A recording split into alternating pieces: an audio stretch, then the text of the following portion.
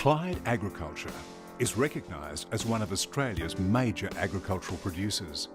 With 12 properties in northern New South Wales, totalling 165,000 hectares, the company produces a diverse range of commodities managed through 3 production systems.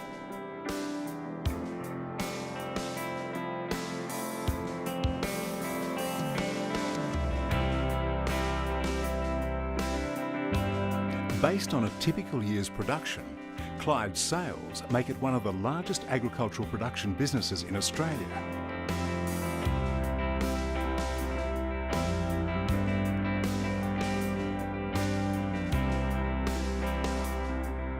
Each of the properties is chosen for its superior production potential, and the strategic combination enables the business to spread risk through a geographically and commodity diverse production base.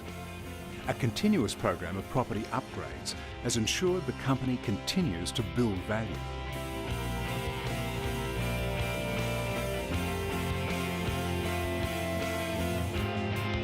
Cutting-edge technology is driving productivity increases, placing Clyde amongst the best in the business.